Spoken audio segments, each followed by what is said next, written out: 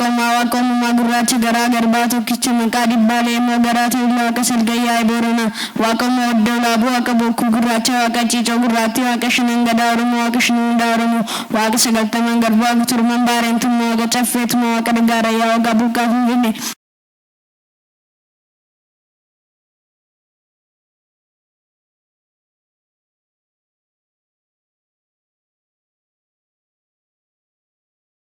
Barnoonni keenya boqonnaa murteessaa irratti argama.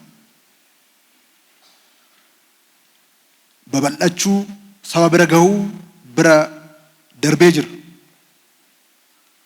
Amma barataa kuma miiliyoona 12.4 ol qaba. Manneen barnootaa akkuma sila argitan karaa mana barnoota 38 fi isaa ol kan ta'u irra gahaa jira. Seektarri barnootaa hojjetaa inni qabu mootummaan naannoo Oromiyaa hojjetaa qaburraa walakkaa isaati. Haa ta'uuti barnoonni keenya qulqullinni isaa akka mirkanaa'u gochuun boqonnaa qabsootaa nuti. Qulqullina barnoota keenyaa yoo mirkaneessineen alatti fedhiiwwan keenya milkeessuu hin dandeenyu. Qulqullina barnootaa immoo kan mirkaneessinu hawwiidhaanii miti. Ibsa jennoodhaanii miti. Haasaadhaanis miti. Hojii bilchaataa dadhabbii guddaa qorannoof qo'annoo irratti hundaa'e hunda keenya irraa barbaada. Barsiisonni keenya yoo of fooyyessitaniin alatti barnoota fooyyessuu hin dandeessan. Qulqullina barnootaa fooyyessuuf of fooyyessuu qabdu. Guyyaa guyyaatti of barsiisuu qabdu saba barsiisuudhaaf.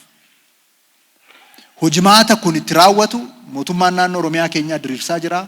Jabaannee ga'umsa barsiisotaa keenyaa yeroodhaan yerootti addunyaa faana tarkaanfachuu akka isaan danda'an beekumsa gahaa ijoollee isaaniitiif ijoollee addunyaa irratti dorgomaa ta'an uumuudhaaf akka kennuu danda'an isarratti hojjechuu nu barbaachisa. Kan lammataa hawaasa keenya maatii barataati. Maatiin barataa waggoottan darban Oromiyaa keessatti uummanni naannoo keenyaa raajii hojjeteera. Manneen barnoota bu'uura boruu 20,000 ol ijaareera. Kana gochuu kan danda'u addunyaa irratti uummata naannoo keenyaa qofa. Eenyumtuu gochuu hin danda'u. Waan ta'eef nuti salphate. Utuu bajanni mootummaa iyyuu jiraatee waggaa gabaabduu kana keessatti mana barnoota 20,000 ijaaruu hin dandeenyu. Mootummaan hin danda'u. Waan mootummaan hin dandeenye, waan qaamni biraa hin dandeenye iddoo biraatti ta'ee hin beekne uummanni keenya waggaa 3-4 keessatti kan raawwate. Uummata dinqiidha uummanni keenya. Barnootaaf waan qabu hunda akka kennuu qabu galeefii jira. Garuu kanaa olitti hojjechuu qaba maatiin. Tokkoffaa ilmoo isaa mana barnootaatti ergachuu bira darbee hordofee akka inni barnoota isaa irratti xiyyeeffatu gochuu qaba. Lammaffaa ilmi isaa nyaatee sammuu isaa ilmoon isaa intalli isaa nyaattee sammuu isaanii gabbataa akka ta'u nyaata barataa irratti maatiin sirriitti ammas caalmatti hojjechuu qaba. Bu'uuraalee fi galteewwan barnootaa akka guutan maatiin kana caalatti hojjechuu qaba. Barataan keenya tokkoon isaa taabileetii isa barbaachisa. Kompiitara isa barbaachisa. Kompiitaraaf taabileetii kompiitaraan barataan hin baranne addunyaan marra jiru faana dorgomuu hin danda'u. Isa mootummaan qophaa gochuu hin danda'u. Maatiin ijoollee isaa irratti invest gochuu qaba jechuudha. Sadaffaa ijoolleen keenya jabaatanii barachuu qabdu.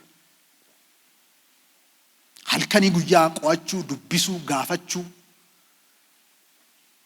waan dhaloonni aarsaa kaffalee isiniif kenne kana itti gargaaramuu isinirra jiraata.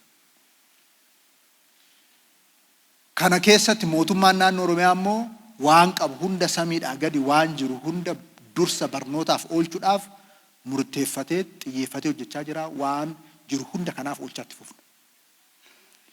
Qaamoleen arfan kun waliin qindaanii jennaan qulqullina barnootaa hin mirkaneessina. Qulqullina barnootaa gaafa mirkaneessidha.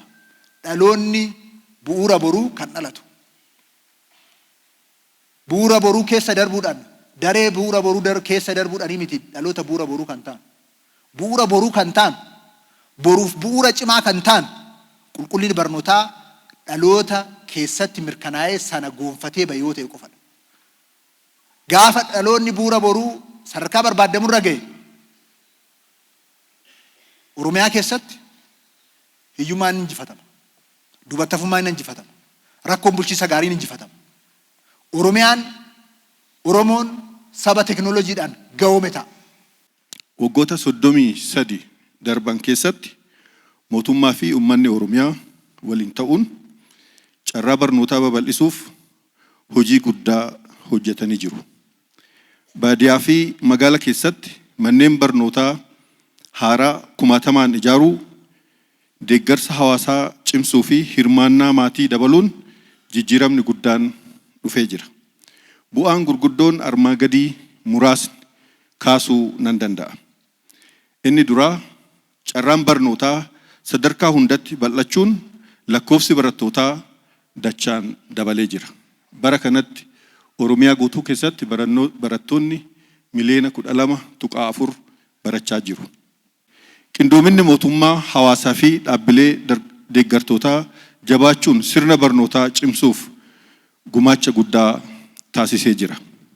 Bu'aawwan kanneen hojii waloo fi kutannoo uummata keenyaa waan ta'eef keessattuu uummanni keenya hojii tajaajila lammummaatiin yookiin barnoota dhalootaatiif jedhamee labsame haala guddaan waan hojjeteef uummata keenyaaf galata guddaa galchuun barbaada.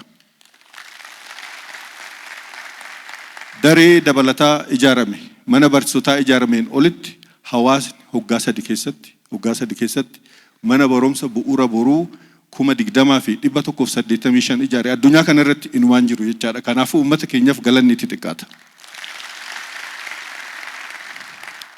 Barnoonni bu'uura misoomaa fi bilisummaa uummataati.